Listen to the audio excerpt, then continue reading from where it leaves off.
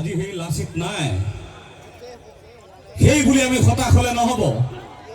প্ৰতিজন ডেকা ল'ৰা লাচিত হৈ আগুৱাই যাব লাগিব, কাৰণ এই যুঁজত বাহুৰ বলৰ প্ৰয়োজন নাই, লাগে লাচিতৰ মনোবল। আমাক বাহুৰ বলৰ প্ৰয়োজন নাই, লাগে লাচিতৰ মনোবল।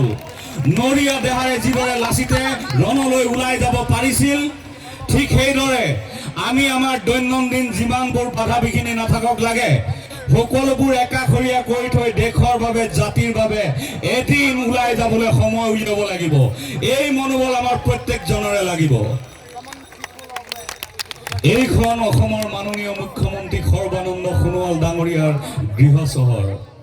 মুখ্যমন্ত্ৰী ডাঙৰীয়া, আপুনি আজি নিজ চকুৰে চাই লওক, 4বাৰকে ভোট দিলে আপোনালোকক ৰাইজে কি ভুল কৰিছিলে, যাৰ প্ৰায়শ্চিত্ত কৰিবলৈ